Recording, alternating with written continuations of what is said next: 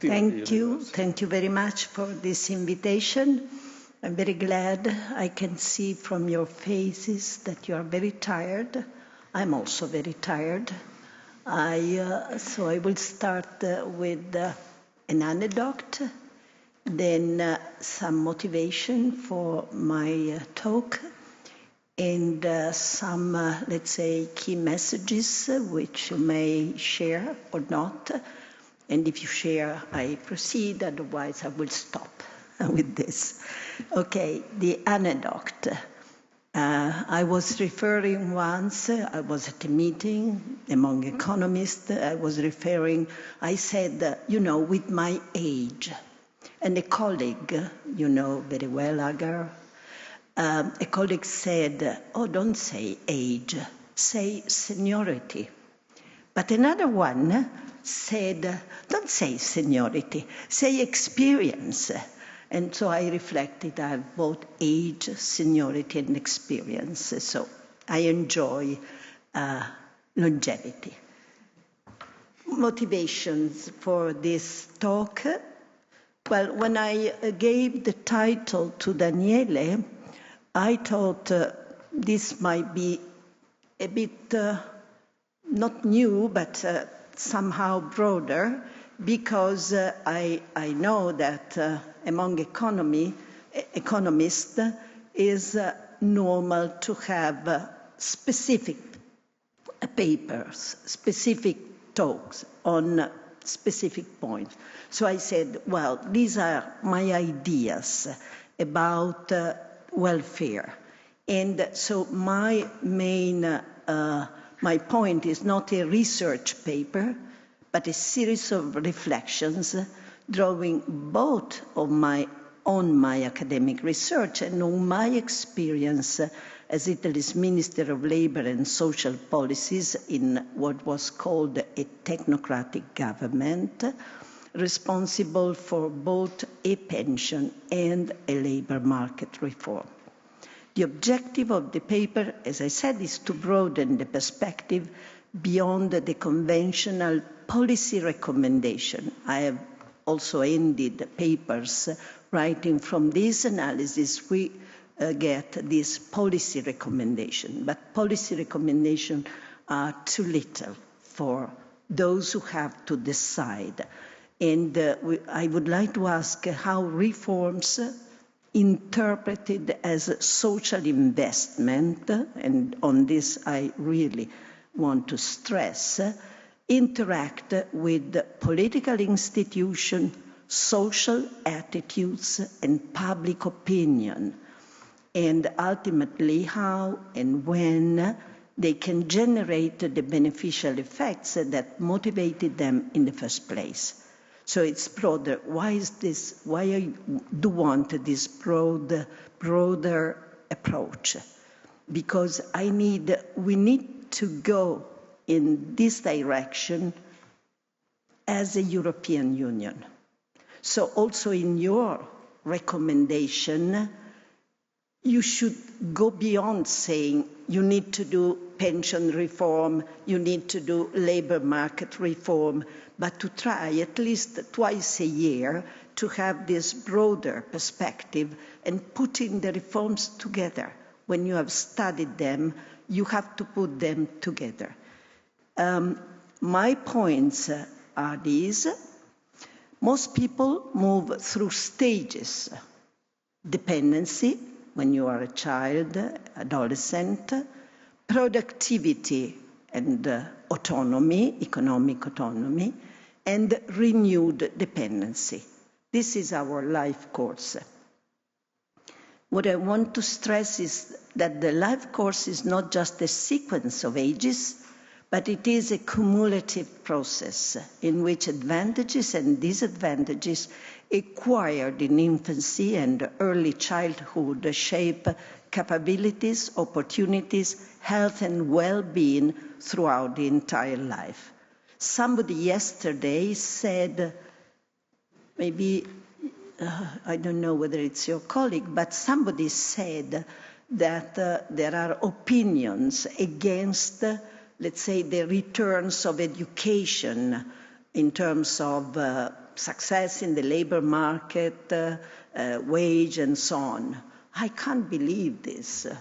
It can happen, we know that everything can happen, but normally we are shaped as adults from what we had as a child. And we will get old from how we have worked, what we have gained in terms of not only wages and income, but also in terms of family times, community relationship, and so on and so on. What we know is that along the lifetime there are transfers, spontaneous or compulsory. Participating in our pension system in Europe is not a choice. I always tell the young, when you will start working, nobody will ask you whether you want to join INPS, our National Pension Institute. You will be enrolled automatically. It's compulsory. You will have to pay 33% of your gross wage for your future pension. That is the rule. You have to. But in any case, transfer occurs from one group to another, from one stage of life to another, from one generation to another, and vice versa. So we should look at all these transfers to have a clear view of what is happening, particularly in terms of, the two parameters that have motivated our reform process. First is sustainability, which means intergenerational somehow equity, because if it's not sustainable, the social arrangement, then it's to the damage of future generation, but also intragenerational, and so that is a form of justice, equity that we have to look. Longer life are a major scientific social achievement, but gains are uneven distributed. We know this. We have talked of this all yesterday. And to prevent this further source of inequality, to avoid the too unequal longevity progress, an integral approach to welfare is needed for a more level playing field at all stages of life. A more level playing field is our best, I think, realization to what we call equity. So let's go. Well, this is aging. We have gone through. You have mortality curves, and you see there. Look at the first graph, the collapse of mortality for children, neonatal mortality. And that is a success of science, of the condition of living. And then we have a reduction of mortality probability at all ages. Even when you are 90 today, you have a probability of dying, which is less than was, 10 years ago. And we see what we call the rectangularization of the survival curve, which is it's just the same view opposite. Fertility rates is the other thing which is very important to derive the consequences of aging for the entire population. Because we are living longer, but there are fewer births. So look at how the fertility rates fell from 1960 to 37. Now we are 113, 114, which is really one of the lowest in the world. Okay, and here is what I want, a narrative that can, let's say, convince most people, particularly the politicians, that we need the broader perspective that I talked before. And here I would call for, let me say, some responsibilities by economists. Why? Because somehow we have attracted the attention of aging on this. The many consequences, the focus has been on the effect of old age dependency ratios, by economists, I mean. And you see these are the effects. This is taken from the OECD, Bassanini, I think. In any case, you see that everywhere we have even a doubling of the old age dependency ratio. And this has called for major pension reform. I remember all through the 90s and the first 10 years of the new millennium, international organization were in every report telling European countries, and particularly Italy, you have to enact pension reform. Your system is not sustainable, so you have to change the rules. You have to do what? To do the things that have been done in reforms. In some countries more easily, in other countries, ask France, ask Macron, with more difficulties. But in any case, the kind of reforms that have been done have followed these directions. The correlation at the individual level between contribution and retirement age and benefits have been strengthened. So we have moved from what we called the defined benefit pension formula towards a defined contribution, strengthening the correlation. Many people defend the defined benefit. I just give you an example. The Italian formula previously was your pension will be the number of years of seniority that you have contributed to the system, to the IMPS, multiplied by 2%, multiplied by the average of your final wage. In the case of public employee, was exactly the final wage.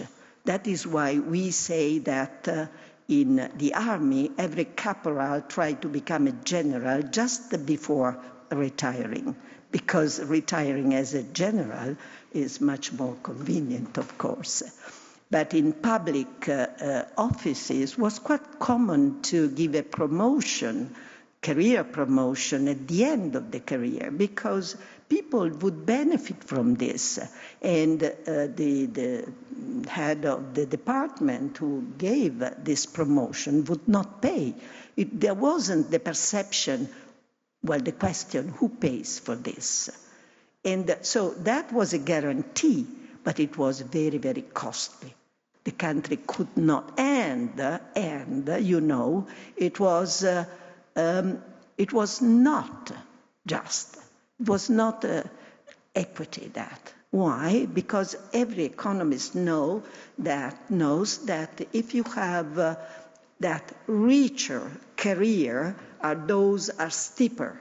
So the ones who end up having higher labor income at the end are normally the ones who have higher human capital. So they earn more. So you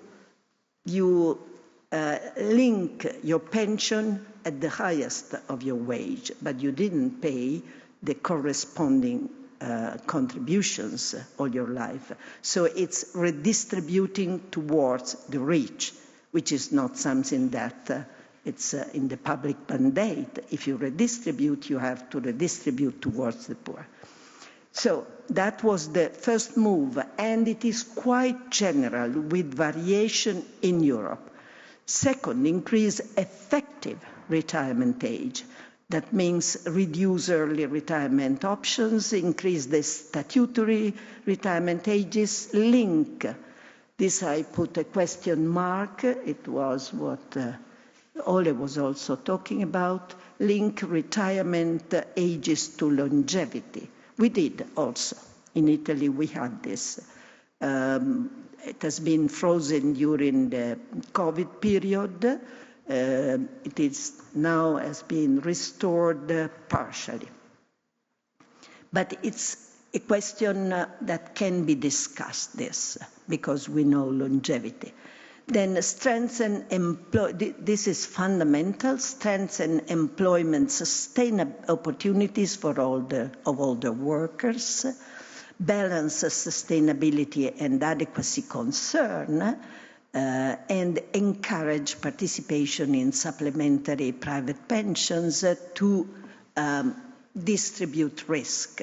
You have here the pact, intergenerational pact in the pay-as-you-go. And so if you go towards fully funded occupational pensions and private annuities, then those are financially funded, and so you have a diversification of risk. These more or less lines have been followed everywhere in Europe. Sometimes with setback, you go on and then someone else, a new government changes and go back. But these are the... So have been successful, these reforms? I say only partially. Why? For two reasons. First is that reforming pension is one of the most difficult tasks for a government, because it is a topic that is widespread. It concerns everybody. It is true, when you talk of pension reform in France, people go in the street to protest. It's mass protest.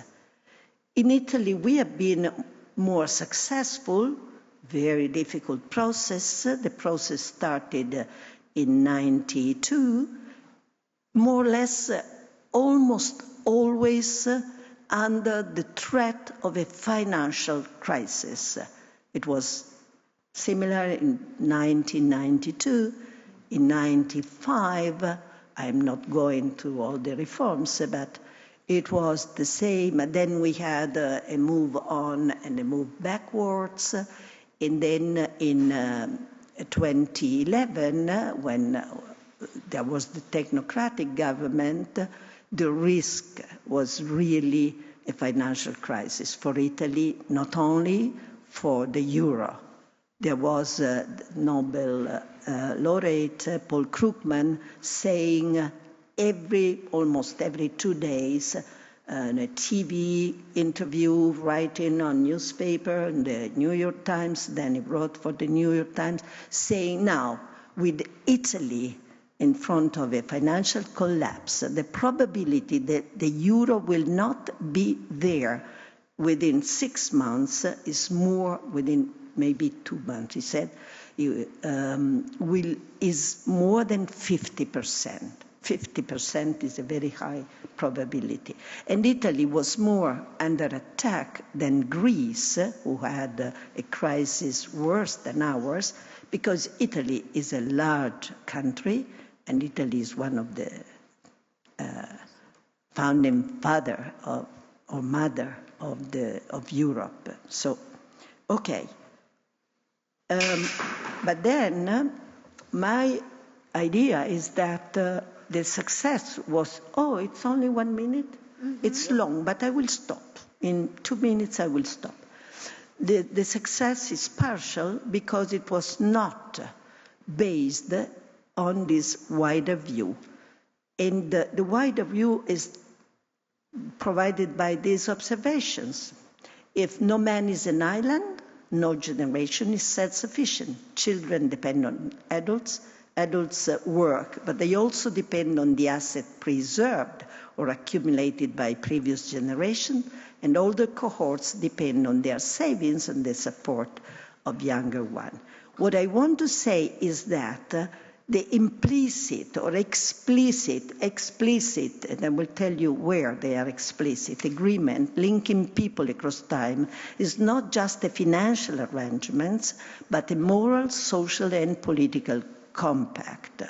And human societies endure because these reciprocal dependencies are accepted and organized. And where do we have these? Well, quite easy. These are too nice. Yeah, I want to tell you, we have constitutions. Here I have a list. No, is this? The intergenerational pact in the Italian constitution. There are many articles, but there is also the same are also in the in the French constitution, in the UK constitution, and so on. So we have these values. Are we going to risk them? And I go back because this is what I wanted to tell. We say rights in our constitution to protect people, families, and generations. But how do we realize? I'm not talking about political rights, civil rights. I'm talking about social rights. And the instrument to implement the social right is what we call the welfare system. But if we consider the welfare system as the instrument to implement the right that we have in our constitutions, more than the US, for example, then we need to shape a welfare state that look at the entire lifetime. I want to go back to this because I said, is there a responsibility of economists in this narrowing of perspective? And my answer is yes. And you know what this is the famous Modigliani picture of life cycle hypothesis, which is fundamental. It has been fundamental and, well, it has been awarded with the Nobel Prize. Okay. But Modigliani considers the adult life, does not consider what comes before, does consider that is a family arrangement. Somehow you depend on your family, or maybe on something that the state gives you. And that, in a way, distracted the attention and put the attention exactly on well, you save while you are working and you enjoy when you are retired. So I want to stop because I have beyond my time, but my message is this, and it is a recommendation because after being a minister, I have devoted most of my time to what I call social dialogue. I had no possibility to talk to the people when I was a minister because the political parties did not want, we were considered technocrats. But talking to the people, talking to politicians, talking to institutions is fundamental to express the idea that a welfare state needs to be preserved in its entirety, which starts when children are born, with somehow protect also families, and it goes through the working life until old age and until the end of our life. And so we need to do this, and I hope you will collaborate in doing this.